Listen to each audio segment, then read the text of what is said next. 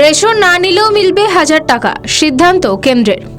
Ration গ্রাহকদের জন্য সুখবর। চাল গম দেওয়ার বদলে নরেন্দ্র মোদীর সরকার সরাসরি উপভোক্তাদের ব্যাংক অ্যাকাউন্টে ভর্তুকির টাকা পাঠাবে, এমনই পরিকল্পনা করেছে কেন্দ্রের সরকার।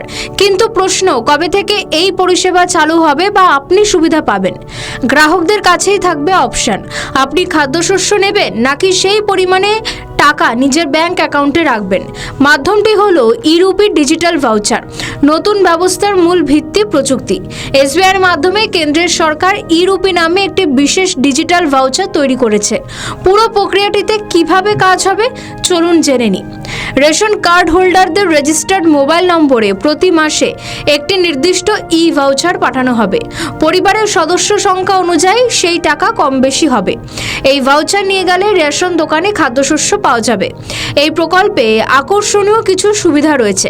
কি সেই সুবিধা?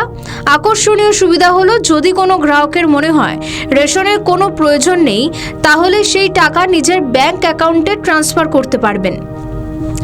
কিন্তু এবার হঠাৎ কেন নরেন্দ্র মোদীর সরকার এরকম একটি সিদ্ধান্ত নিল? কারণ মূলত 3টি কারণ রয়েছে।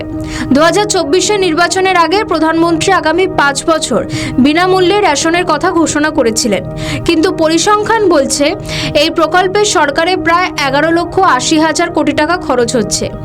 এই বিপুল রাজকোষ ঘাটতি কমাতেই অন্য পথের সন্ধানে সরকার।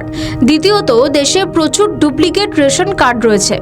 আয়কর জিএসটির তথ্য যাচাই করে অযোগ্যদের বাদ দেওয়া হচ্ছে। উত্তরপ্রদেশেই 30,000-এর বেশি কার্ড বাদ হয়ে গিয়েছে। আর তৃতীয়ত, সরকারি টাকা দিলে দালাল চক্র বন্ধ হবে। প্রসঙ্গত, এই প্রকল্পটি সারা দেশে এখন অবধি চালু হয়নি। চণ্ডীগড়, পুদুচেরি, দাদরা ও নগর হাভেলি, মহারাষ্ট্রে পরীক্ষামূলকভাবে এই ব্যবস্থা শুরু হয়েছে। কেন্দ্রীয় সরকারের মতে, যদি উদ্যোগ সফল হয় তাহলে দেশেও কার্যকর হবে। আমাদের ভিডিও ভালো লাগলে লাইক ও শেয়ার করুন। কমেন্ট সেকশনে আপনাদের মতামত জানান। আরও ভিডিও পেতে আমাদের চ্যানেলটিকে সাবস্ক্রাইব করুন এবং প্রতি মুহূর্তে খবরের আপডেট পেতে প্রেস করুন বেল আইকন।